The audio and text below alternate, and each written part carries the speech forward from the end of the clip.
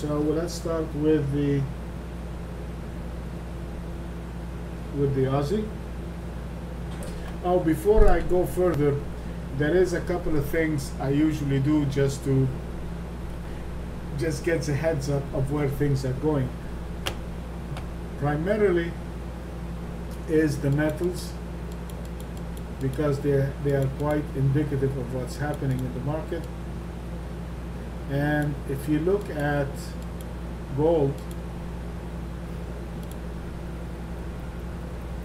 you would see, and Brandon, gold is a long as far as the long position.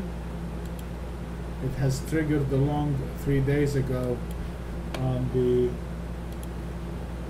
gold was triggered on the 21st at 1640. So we should be up $34 an ounce in the last couple of days, last week. And the same thing with silver.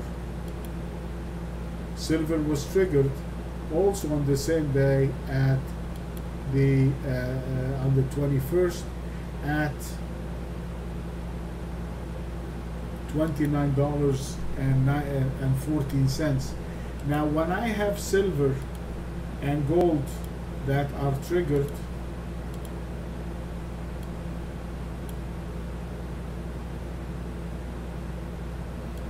there is the gold and there is the silver, and these are pretty good positions. I mean, $2 each dollar in silver in the regular contract is $5,000. So in a standard contract, that's a $10,000 move in the last 3 days. And the same thing with gold, 37 ounces. That's about a $5,000 move. What that indicates, and is certain dollar weakness. There is gold and silver would move up in a counter direction to the US dollar, and it will move, it has a positive correlation with the Canadian, more so than the Australian. The CAD is more gold, the CAD is more silver. The Australian has the copper, and copper is kind of neutral, so basically we're flat in the copper. So that gives us a heads up that now the Canadian, we should be looking at the Canadian again with much more, we have supporting evidence of a move to the upside in gold and in silver, and that again may lead to a further declining. So having said that, let's go start with the Aussie.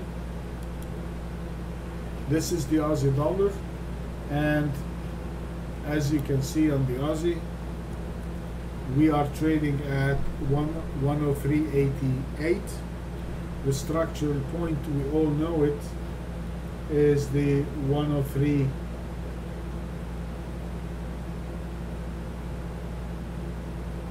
Is it 103.94, Khalid?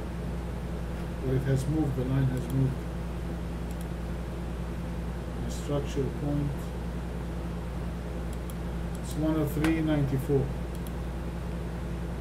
So that's the structure point, is 103.94. We are now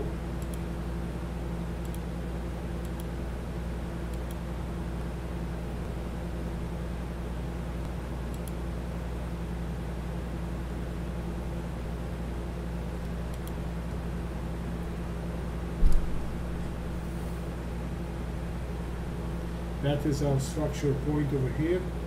As you can see now, there is this major, massive trend. It's been coming down from the 105, and it's breaking one structure point, breaking the other structure point, and we are kind of in this sideways. But this is doing good. It is lining up. All the ranges are lining up, so it makes our trade in the Aussie dollar quite easy. We want to take it short. It is now below 103, below the 103.94. So our buying point will be,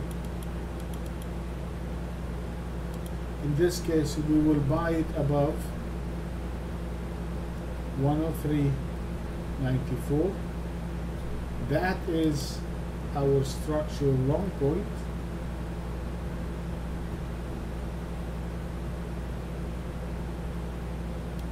And of course, it is going to be our long stop.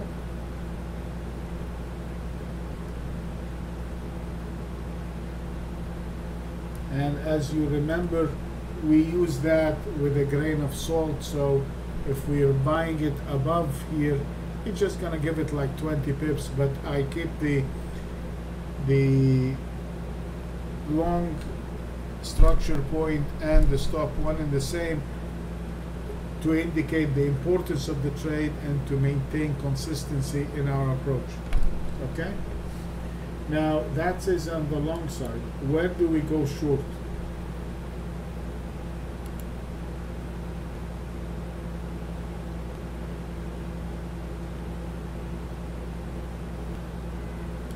Today's low is 103.71. Yesterday's low is 103.75, so it's pretty much one and the same. Today we can consider that an inside day as if it doesn't exist. So we are going to use the previous daily low of 103.75 as our sell signal, and you can see it here on the intraday chart. So our sell is going to be here. This is our short, and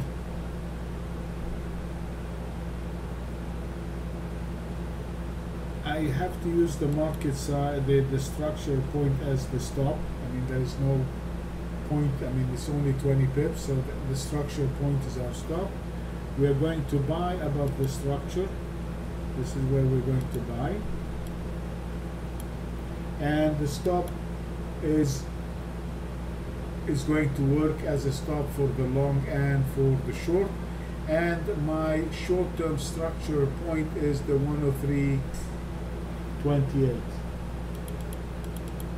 So my short is going to be the 103.71.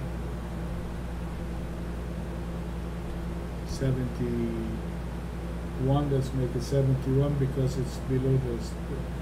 My structural short point is the 103.285, and my stop is going to be the structure point. So the structure point is going to act as a long and a short stop.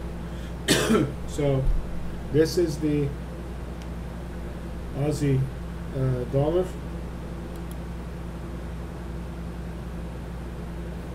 We're going to go long above 103.94 if it is my long point and my structure long point, and of course it has to be my stop.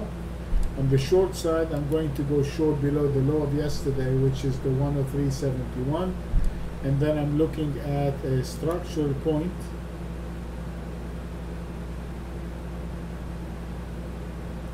of 103.28, which is a big one. Remember, last time when it broke it, it capitulated, and then I'm using the same stop for the long and the short. All right, that is the Aussie dollar. Let me save the recording.